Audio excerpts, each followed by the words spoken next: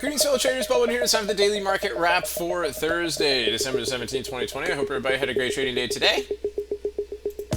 This is brought to you by Positive Trends Research. Everything we're going to talk about is for educational purposes only and not investment advice. So please take a moment to review this disclaimer.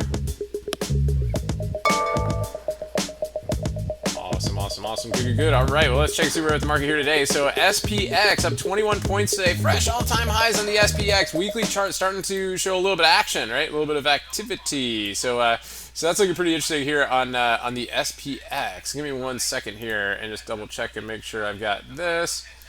All right, yeah, we're good. So let's take a look at the daily chart. Again, guys, this is our wave count, right, to the upside, right? We've had this bullish wave count for a while. We've been putting it in the where'd it go?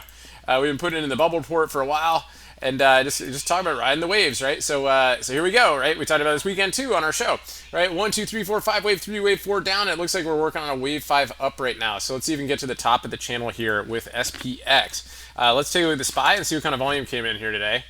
A little increased volume today, surprisingly. Wow. So it actually got a little bit more than Fed day. It's kind of just still like a doji day here on the SPY, but it is what it is. Got that increased volume there. So shows a little bit of buying interest. S&P futures again. Let's take a look and see our levels today. Guys, this is some tough price action today. This was not easy. This was not impulsive wave at all.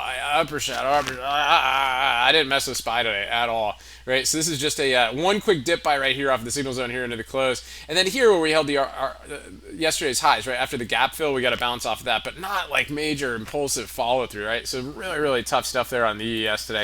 But that's what happens, right? When you get to these all-time highs, right? The market gets like, what am I doing up here? It's price discovery, right? So we see that going on here again. Our geometric lines are kind of funky here on the MES, but we'll see how these look going into tonight. Right, so you can definitely see a clear level right here off of that little pullback right here into the close. So we'll see how that goes. And then we got this guy right here. So we'll see how those go going into the rest of this evening. Let's take a look at the Qs.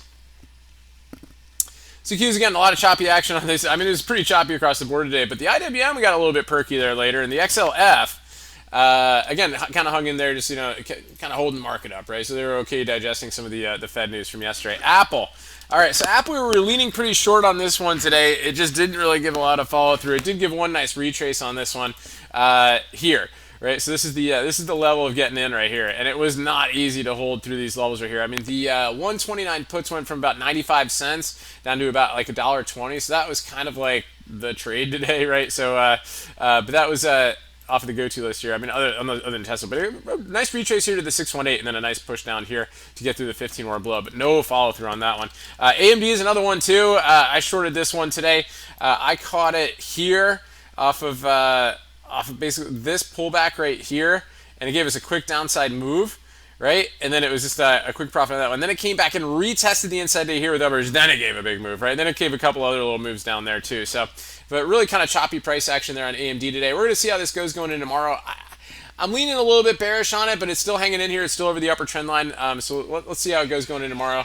So we've got that one. Also, Zoom is looking kind of interesting too.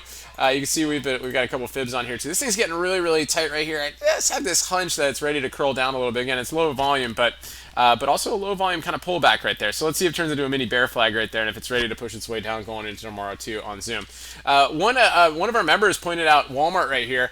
Looking pretty interesting, right? So it's got this nice inside day with increased volume on an inside day. Talk about interesting, right?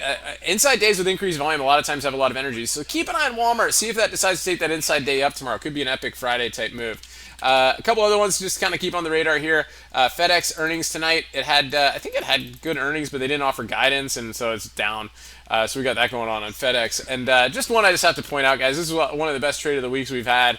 I mean, we've had some good ones, but this one just kept going. I mean, just incredible stuff on Chewy here. So anyway, that's all thanks to Buddy. Anyway, good stuff. So I appreciate everybody for tuning in. We'll catch you guys tonight on the free YouTube live stream at 7:30 again. Thanks everybody for tuning in, for your support. I hope everybody's a great evening.